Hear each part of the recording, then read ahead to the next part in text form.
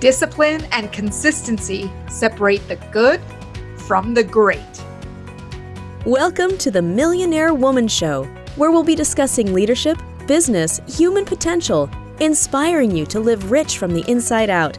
Unlock your creativity, stretch out of your comfort zone, break through your barriers, take inspired action, and achieve epic results. Now here's your host, 3-time best-selling author, speaker, and certified executive coach, Debra Kasowski. Hello everyone, and welcome back to the Millionaire Woman Show. I'm your host, Debra Kasowski, and I am super excited that you're here today. Today we're going to talk about transition and change, and I thought, wow, what a timely time to talk about transition and change as we go into September, where kids are going back to school. A lot of workplaces are transitioning back to the workplace versus working from home. And there's been so many changes over the past 18, 20 months, more than we probably ever thought we were capable of moving through. So today I thought it would be really timely to dive in and talk about transition and change and how to manage and move forward. Now, William Bridges has studied the transition and change, and he says that we resist transition not because we can't accept the change, but it's because we can't accept letting go of a piece of ourselves that we have to give up, and because we're in a situation that has changed. So think about some of the changes in your life where that was part of your identity. For some people, it's retirement. For some people, it's changing from one industry to a next, from being single to getting married, to, being childless to now having a family. So and maybe it's that you've obtained a pet. So these are all changes in our lives, but they involve a transition. And when we think about change, we know it means progress. We know it continues on and it's inevitable. But change is situational, according to William Bridges. And transition, on the other hand, is psychological. And it is not those events, but rather that there's an inner reorientation, a self-redefinition that you go through in order to incorporate all of the changes into your life. And without transition, a change is just a rearrangement of furniture. Unless transition happens, the change won't work. It doesn't take. And I like to refer to that is that the change didn't have sticking power, because we have tied ourselves to an identity that we're not willing to let go of. And transition can be hard. It's not an easy thing. Change is not an easy thing. Often resistance shows up, and it's blocking us from moving forward to who we need to be, to improving different circumstances, because we get tied to old ways. One of my biggest pet peeves, I have to tell you, is when people say, well, we've tried that and it doesn't work, so don't even try and suggest it. And what that is that they're tied to the past. They're not looking at how this change is progressive. New people enter the picture, the environment, the culture. It's not the same. So why not give it a go with also the lessons that you had previous to bring that change into something that will stick? Often some of these changes don't stick because of the attitudes and the expectations.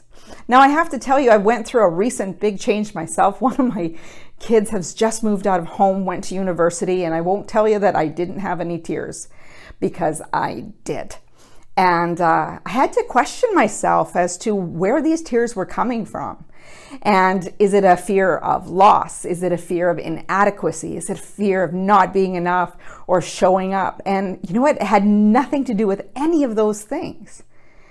It just had to do with a part of me had to let go that tied identity. And is a transition completely over? No. I think it's going to be a progressive thing.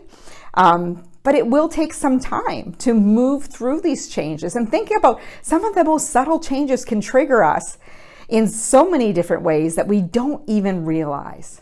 First of all, to help us move through some of these changes, we got to recognize that some of these events in our lives, some of these memories that we have, They're really dear to us. When there's an emotion attached to anything, it becomes memorable. There's this pathway that gets ingrained that you can trigger that memory by a song, a color, a picture. Certain things will trigger that memory again. And it's not for you to forget about the memories. Maybe it's a place that you once lived. It's not you're going to forget about the memories. It's that you need to look at those memories as a part of your story and how you're moving forward, creating new chapters and new stories. And these are things that you can look back with, fond memories, hopefully. So that is one of the things I want you to recognize, is that whenever we have transition, there will be memories created. And moving forward is actually a good thing, in that we can create more and that abundance in our lives.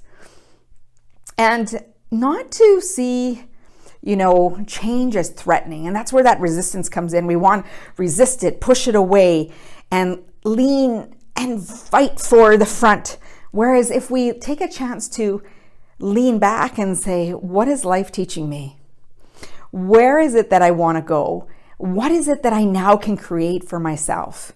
And taking a look at thinking, what are the good things about change? Now, change can teach us a lot of things. We can maybe even discover things that we could have been doing better all along had we been more open to the experience. Or we've had a chance to meet new people who introduce us to new ideas and new concepts. And you know where we get really excited? When we're in the midst of change. Change could be, I'm going on vacation, or I'm going to go get a pet. And all of a sudden, you're purchasing things, you're getting ready for this change. And when you're in the midst of that, William Bridges also refers to that part as being the most alive. So I want to think about the times in your life where you felt most alive, most in control of where you were heading, the results you were getting, and everything in between. Now, you got to remember, you've successfully navigated change before. Now, when we move through changes, often what happens is we have a little bit of this paralysis. That all of a sudden, what is it? Can I handle this? That's the greatest fear that people have, is the fear of uncertainty. So I want to shift you from that fear of uncertainty to really being able to say, you know what? I've been through change before. I have the tools. I have a support network around me that holds space for me to help me grow. And I can tap into how they're feeling. I guarantee you that once you start sharing some of your transitions and change, you're going to realize you're not alone. But often when we're going through things, we think we're the only one having the experience. But we're not.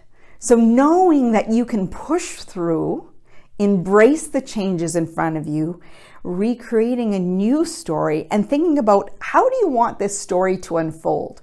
Do you want it to be a positive experience? Do you want to treat yourself with compassion and understanding and wisdom to know that this is a journey and part of your life? And the best thing you can do when you're moving through change is, the more prepared we feel with our tools and plans, the more we feel in control of how that change unfolds. Ultimately, there's no control. Because often it goes a different direction, sometimes even better than we expected.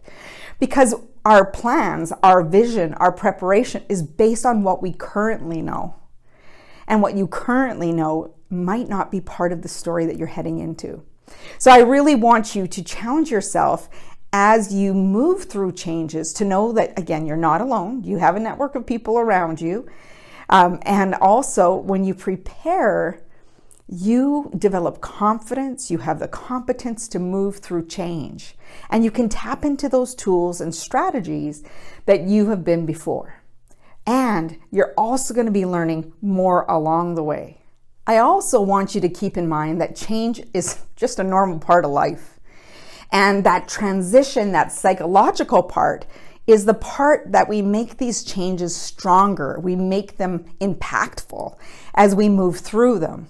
So focusing on the positive things is definitely going to help you embrace the change that you're experiencing. The psychological part is pulling in that optimism and harnessing it to really leverage and take time to reflect the person you have become. I like to tell people that there's this golden thread that if you think of the events in your life, what brought you here to this moment, there is a symbolism. There's this thread running through, bringing together all these events to who you are today. And how powerful is that for you to be together in all these events, seeing the person you have become, because you're not your 8-year-old self. You're not the same as you were 12 or 20 or 30 or 40 or 50. Because you've evolved. That's what change is about. And how you view the world, and that psychological part is totally the transition. We don't want you staying in the past, which is behind you, but to be fully in the present so you can enjoy this chapter of your life and looking at the journey of who you've become and make sure that that journey is a story that you want to talk about. It's that transition and more powerful where you dug into the deep depths of your soul and you realize what you were capable of, what you were made of, to really move through it with grace, with wisdom and courage. Because any change, if you're scared, that's where courage comes from. You are braver than you think. You're more courageous than you think. And we have to step out of that comfort zone to really show up and embrace the change that we are capable of. So I want you to think about the changes and transitions of how you've shifted your identity, how you've changed the way you thought about things, to really embrace the changes in front of you, knowing that they mean progress, they're situational, and really being able to let go of things that are not going to come with you in the future. It's going to be new expectations, new habits, new routines, new people enter your life. And really, it's really exciting to embrace the changes, to embrace the transitions, and see where it takes you on these new experiences.